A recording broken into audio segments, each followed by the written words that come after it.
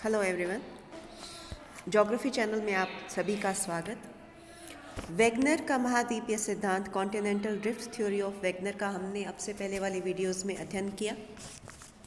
इन videos में हमने पढ़ा कि वेगनर अपने सिद्धांत की सहायता से जलवायु संबंधी परिवर्तनों को समझाना चाह रहे थे।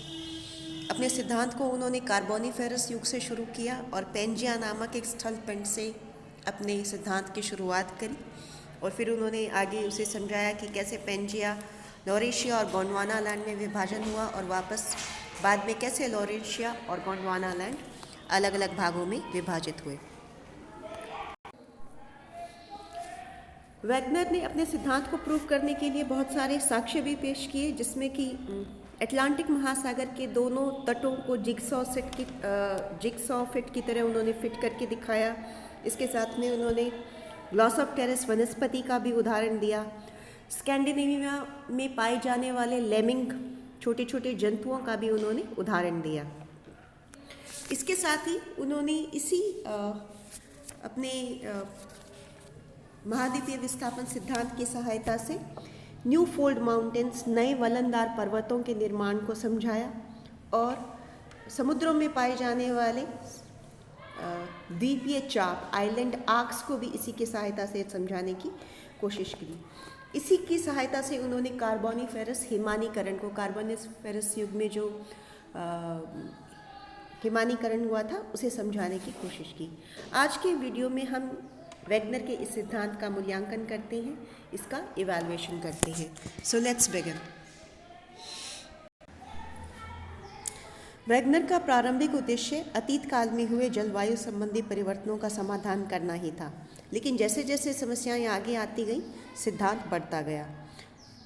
इसका फलस्वरूप ये हुआ कि वेगनर अधिक लोभ में पड़ गए और इसी बीच में उन्होंने कई गलतियां कर दी। जैसा कि हमने पहले जब सिद्धांत का अध्ययन किया था तो पढ़ा था कि उन्होंने बताया था कि सियाल सीमा पर बिना किसी रुकावट के तैर रही है, जब उन्होंने बलों के बारे में बताया था।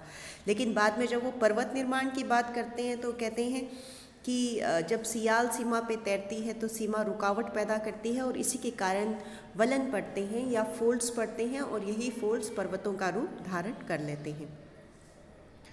वेगनर के सिद्धांत के निम्न दोष पाए जाते हैं। नंबर 1, वेगनर द्वारा प्रयुक्त बल महाद्वीपों के प्रवाह के लिए सर्वथा अनुपयुक्त है।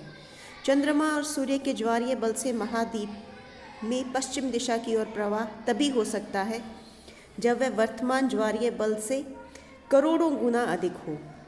यदि इतना बल महाद्वीपों के प्रवाह के समय रहा होता तो पृथ्वी का परिभ्रमण 1 साल के अंदर ही बंद हो जाता। तो इस बात को आप ऐसे समझिए कि अगर सूर्य और चंद्रमा का ज्वारीय बल, उनकी जो टाइडल एनर्जी है, वो इतनी अधिक होती कि वो महाद्वीपों को पश्चिम की दिशा की तरफ प्रवाह करके ले जाती, तो उतनी तेज बल से तो फिर पृथ्वी अपनी धुरी पर घूमना ही बंद कर देती और पृथ्वी का जो अपनी धुरी पर घूमना है वो 1 साल के अंदर अंदर रुक जाता और पृथ्वी अपनी धुरी पर स्थिर हो जाती।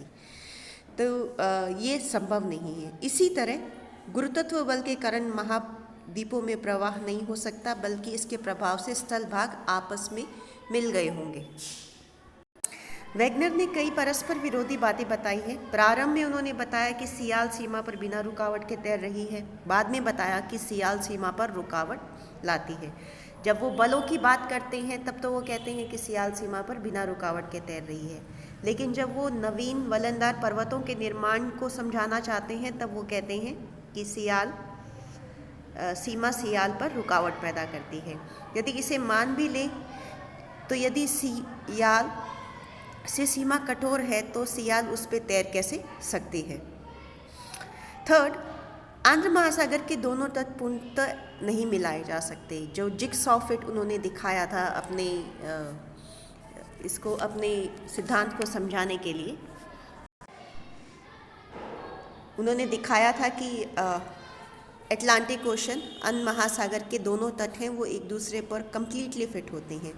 लेकिन अगर इन दोनों तटों को पास में लाया जाए, ये बीच में अंध महासागर था और अफ्रीका के पूर्वी दक्षिणी अमेरिका के पूर्वी तट और अफ्रीका के पश्चिमी तट को अगर हम बिल्कुल साथ में लाया जाए तो ये पूरी तरह जिगसॉ फिट नहीं होती है, इनके बीच में काफ़ी जगह खाली रह जाती है।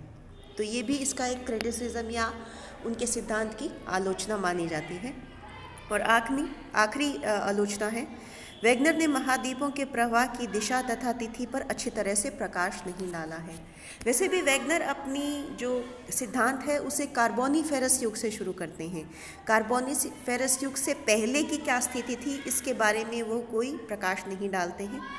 से पहले कार्बोनीफेरस युग में वो शुरुआत करते हैं पेंजिया से। तो कार्बोनीफेरस से युग से पहले पेंजिया किस बल के द्वारा स्थिर रहा होगा इसके बारे में वो कुछ नहीं बताते। तो ये कुछ आलोचनाएं हैं वैगनर के महाद्वीपीय विस्थापन सिद्धांत की। इसके साथ ही ये टॉपिक ख़त्म होता है। Thank you.